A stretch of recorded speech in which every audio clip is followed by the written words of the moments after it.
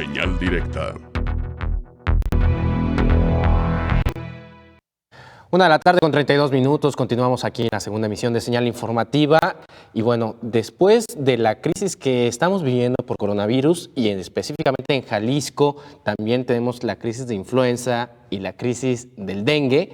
Bueno, en México lo que parecía que se había erradicado comienza a surgir otra vez. ¿De qué se trata? De los brotes de sarampión. Y para eso vamos a hablar con el director de la División de Disciplinas Clínicas del Centro Universitario de Ciencias de la Salud y además exdirector de los Hospitales Civiles de Guadalajara, el doctor Héctor Raúl Pérez Gómez. ¿Cómo está? Muy buenas tardes. Hola, ¿qué tal, Omar? Qué gusto saludarles. A ver, platíquenos de qué se trata, por qué está este brote otra vez del sarampión. Bueno, existen 4 casos reportados en el centro de la República de pacientes que tienen un cuadro de sarampión, están confirmados, así lo ha señalado la Autoridad Sanitaria Federal, y eso ha generado consideraciones de muy diversa naturaleza, particularmente orientadas al hecho de si estas personas recibieron vacunación en el esquema universal que tiene nuestro país. Parece que no fue así, y pues esto nos lleva a una reflexión mayor que yo he comentado en diversos momentos en cuanto a aquellos grupos que están reticentes a recibir vacunas. Y estos brotes de sarampión que están ocurriendo en México, mejor dicho, este brote, refleja también lo que ocurrió previamente, por ejemplo, en Estados Unidos, en Nueva York el año pasado, fueron muchos casos y la mayor parte de grupos en donde hay resistencia para la vacunación. Justamente, doctor, y como bien lo señala en otras ocasiones, nos ha platicado acerca de pues esta tendencia de los llamados antivacunas y que nos trae esta complicación, pero saliendo de ahí, ¿no existe riesgo alguno, por ejemplo, para nuestras nuevas generaciones? ¿Cuál es la situación que podríamos avisorar en torno a este brote de sarampión?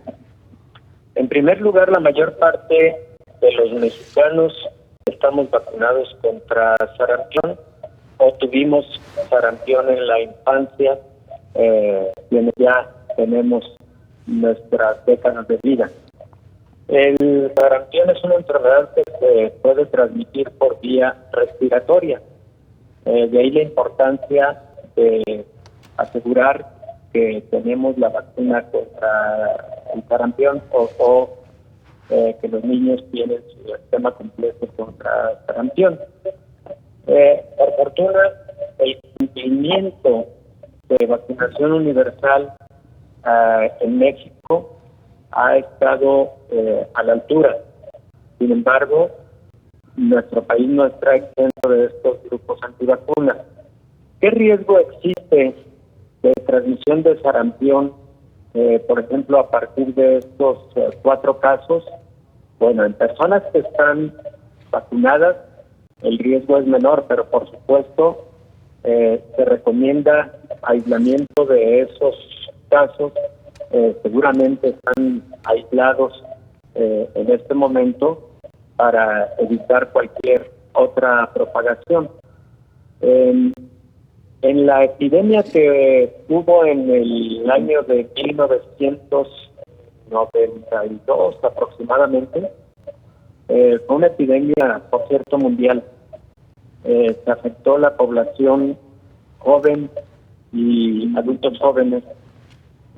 También hubo algunos adolescentes, pero la mayor parte pertenecían a una generación que al ver retrospectivamente el tiempo en el que fueron vacunados, una de las hipótesis fue que hubo deficiencia en la calidad de la vacuna que se aplicó en aquel tiempo para esa generación y que posiblemente fue el origen de esa epidemia, en 1992. No parece ser el caso actual.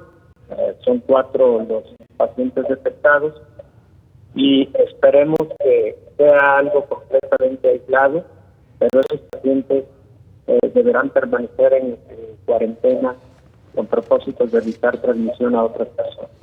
Para la gente que le falta un poco de contexto, ayer la Secretaría de Salud Federal confirmó estos 4 casos en la Ciudad de México, entre ellos una niña de 8 años, y en los 4 casos no se habían vacunado. Doctor, ¿qué es el sarampión y cuáles son las consecuencias que tiene en el cuerpo humano? Bueno, el sarampión es una enfermedad infecciosa causada por un virus. Las principales manifestaciones son fiebre, la aparición de un rash en la piel, son pequeñas lesiones maculopapilares, y perdón por usar algún tecnicismo, pero esas lesiones también pueden estar en el interior de la boca, a eso se le llama enantema. El paciente con sarampión habitualmente tiene los síntomas por espacio de una semana a 10 días como máximo, y luego entra a una fase de convalecencia.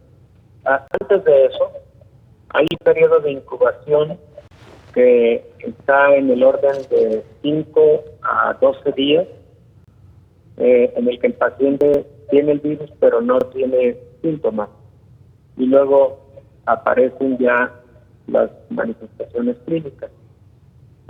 Cada vez vemos mucho menos sarampión en México y en el mundo.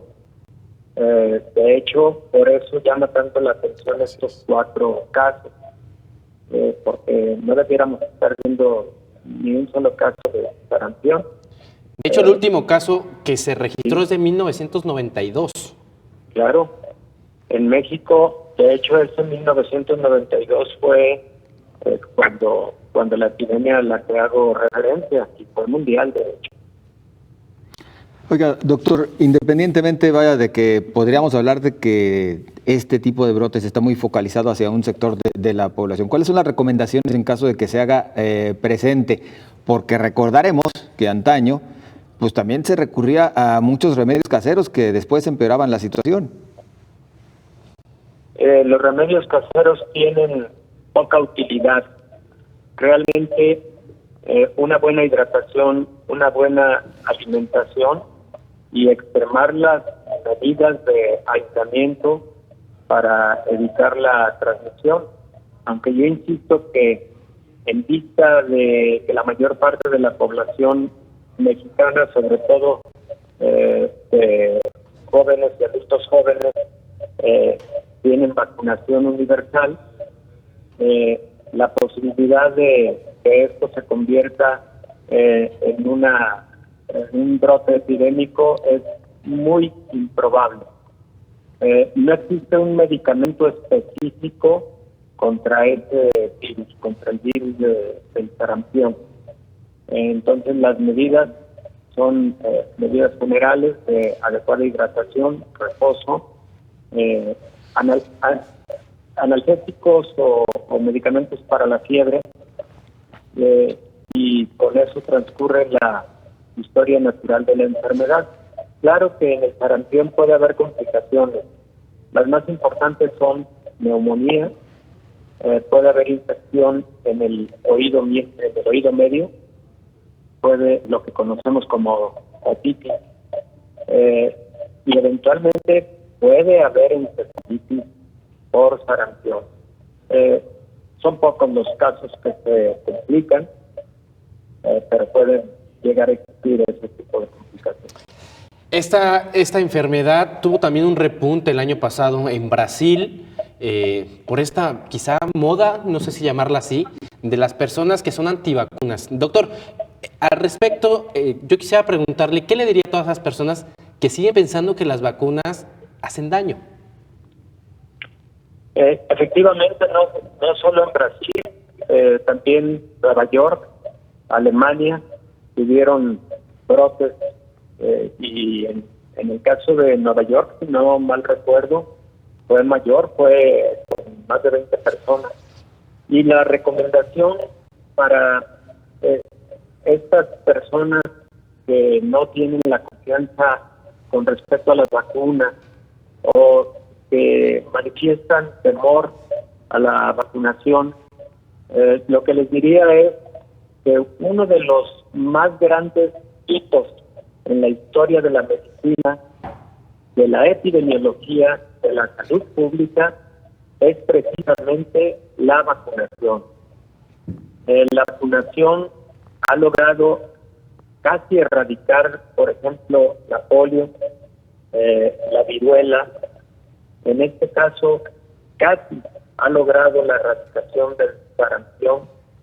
Ha disminuido significativamente el número de casos de tuberculosis, sobre todo los casos graves de tuberculosis en todo el mundo. Tan sencillo como el hecho de que si no existieran las vacunas, por ejemplo, recordemos que en el siglo XVII la tuberculosis mató a 1/3 de la población europea, así de ese tamaño. Y aunque sigue habiendo tuberculosis, pero no se compara con el número de casos que se presentan anualmente con lo que eran esas graves epidemias con alta mortalidad. Entonces, mi recomendación es que además debemos ser conscientes que vivimos en un mundo muy poblado, de alta convivencia, de alta movilidad, es un mundo global, y los cuidados que tengo conmigo mismo son de gran utilidad para quienes conviven alrededor de mí, para quienes son parte de mi comunidad, de mi entorno inmediato y de la sociedad, y finalmente eso es una onda expansiva positiva para todo el mundo. Entonces hay que pensar también en función de la responsabilidad que significa el que yo me vacune y esté evitando enfermedades infecciosas para con ello evitar transmisión de las mismas a otras personas de mi entorno. Perfecto. Nosotros le agradecemos, como siempre, su opinión especializada sobre los temas de salud y después le estaremos molestando para otros temas. Muchas gracias, doctor. No hay ninguna molestia, al contrario, Omar José Ángel, siempre un gusto saludarles y poder brindar alguna información útil para la sociedad. Perfecto, muchas gracias. Hasta luego.